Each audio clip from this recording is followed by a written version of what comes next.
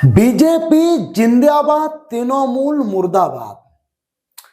এই কথাটা কারা বলছে জানো? বাসের মধ্যে 5-6 বছরের বাচ্চারা বলছে। ফার্স্ট আপনারা এই ভিডিওর ক্লিপটি দেখুন।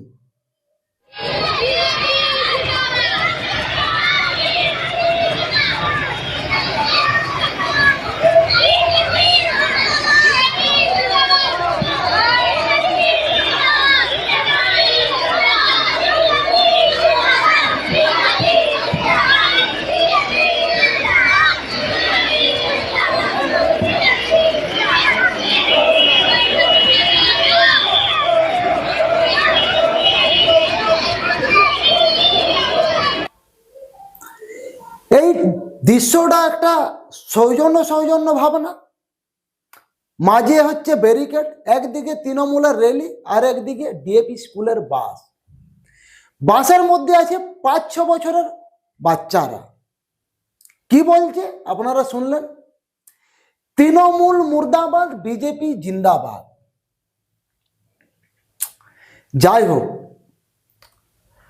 বড়রা বুঝুক না বুঝুক, বাচ্চারা কিন্তু বুঝে গেছে তৃণমূল কি একটা জিনিস, কি একটা ভাইরাস আমাদের পশ্চিমবঙ্গের মধ্যে ছড়াচ্ছে বিগত কয়েক বছর ধরে। কিছু হিন্দু আছে তোলামূলের, তারা কিন্তু বুঝবে মনে, হাজার বুঝলেও। ফার্স্ট এবার ঘটনায় আসি। ঘটনাটি ঘটেছে শিলিগুড়িতে, এবং এই র্যালিতে উপস্থিত ছিল দেবাংশু, উদয়ন গুহা এবং লাগাও সায়নী। ট্রাফিকের মধ্যে বাসটি আটকে গিয়েছিল এবং র্যালিটি আসছিল অপোজিট সাইডে। আপনারা ভিডিওর মধ্যে দেখলেন যত জোরে বলছে তৃণমূল জিন্দাবাদ জিন্দাবাদ, বাসের মধ্যে বাচ্চারাও তত বেশি হুঙ্কার দিচ্ছে তৃণমূল মুর্দাবাদ, বিজেপি জিন্দাবাদ। খুবই একটা সুন্দর দৃশ্য দেখলাম। জাগো বাঙালি জাগো, জাগো হিন্দু জাগো, এরপর জাগো। বাচ্চারা যেহেতু এই ক্যাসেটটা বুঝতে পারছে, আপনাদের এত বুঝতে লেট কিসে সেইটাই আমি বুঝতে পারছি না। বাচ্চাদেরকে দেখে একটুকু তো আপনারা এরপর শিখুন, তা না হলে আমাদের পশ্চিমবঙ্গের অবস্থা বাংলাদেশের মতো হতে আর বেশি দেরি নেই। সেটা আশা করি আপনারা সকলে বুঝতে পারছেন। এই বিষয়ে আপনাদের কি মতামত অবশ্যই কমেন্টে জানান। এই যে আমাদের পশ্চিমবঙ্গে একের পর এক যে ঘটনা হয়ে আসছে, কোনটা বাকি নেই আপনারাই বলুন। ধর্ষণ কাণ্ড থেকে শুরু করে আরজি করের ঘটনা এখনো পর্যন্ত ইনসাফ হয়নি। এখনো পর্যন্ত অভয়ার মা বাবাকে কাঠগড়ায় দাঁড়াতে হচ্ছে গিয়ে, কি জন্য? যাতে তার মেয়ে ন্যায্য বিচারটুকু পায়। কিন্তু লাভের লাভ কোনো কিছু হচ্ছে না। অপরন্ত রাস্তায় যখন আন্দোলনে নামছে, কি করছে এই পিসির পুলিশ? অভয়ার মা বাবার উপর লাঠিচার্জ চালাচ্ছে। এমনকি ওই আন্দোলনে যারা সামিল হচ্ছে তাদের উপরও লাঠিচার্জ চালাচ্ছে। কোনো মায়া মমতা দয়া বলে কিচ্ছু নেই। তা না হলে একজন নিরীহ মানুষের উপর কিভাবে লাঠিচার্জ চালায়? তার মেয়েকে নৃশংসভাবে হত্যা করা হলো।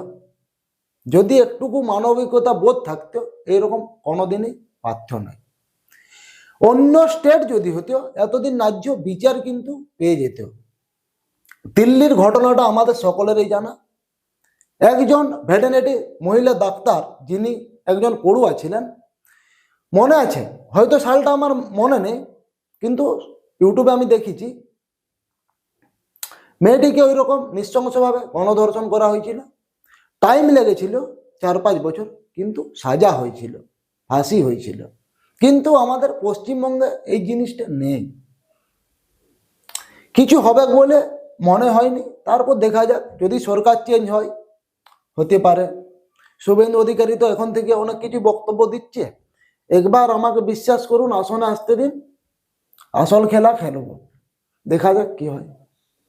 এই যে শিক্ষা ব্যবস্থাটা আপনারা দেখতেই পেলেন, অসংখ্য টিচার রাস্তায় নামলো চাকরিটা ফিরে পাওয়ার জন্য। কি হলো শেষমেশ? মার খেলো, লাভের লাভ কোনো কিছু হয়নি। এই যে এসএসসি পরীক্ষা দিল রিসেন্ট, লাভের লাভ কিছু হবে বলে মনে হয়নি। তারপর দেখা যাক কি হয়। তো অনেক কিছুই আছে যা শেষ নেই বলার, বললে বলতেই থাকবো। মুর্শিদাবাদের কাণ্ড তো আপনারা দেখতেই পাচ্ছেন। কিছু টেররিস্ট আমাদের পশ্চিমবঙ্গে ঢুকে আছে। মুর্শিদাবাদের মতো এলাকায় মুসলিমদেরকে খেপিয়ে দাঙ্গা লাগিয়ে হিন্দুদের উপর অত্যাচার চালানো হলো। শেষমেশ হিন্দুরও কি হলো? বাড়ি ছাড়া হলো। অন্য অন্য স্টেটে গিয়ে বসবাস করছে অনেকেই হিন্দু। কিন্তু কি হলো? আজ পর্যন্ত ন্যায্য বিচারটুকু হলো না। এই কারণে বলছি, এরপর আপনারা জাগুন, ঘুমিয়ে থাকবেন নি, তা না হলে বাংলাদেশের মতো অবস্থা হতে আর বেশি দেরি হবে না। তো বন্ধুরা, এই বিষয়ে আপনাদের কি মূল্যবান মতামত আছে কমেন্টে জানান। আর এই চ্যানেলে নতুন যারা ভিজিট করেছেন অবশ্যই চ্যানেলটিকে সাবস্ক্রাইব করুন এবং পাশে থাকা বেল আইকনটি অল প্রেস করুন। আবার দেখা হচ্ছে নতুন কোনো ভিডিওতে, নতুন কোনো টপিক নিয়ে। ততক্ষণ আপনারা সবাই ভালো থাকুন, সুস্থ থাকুন, নিজের ফ্যামিলির প্রতি খেয়াল রাখুন এবং আপনার আশেপাশে যদি কোনো অন্যায় দেখতে পাচ্ছেন অবশ্যই রুখে দাঁড়াবেন, ধর্ম নিয়ে হোক আর যাই নিয়ে হোক।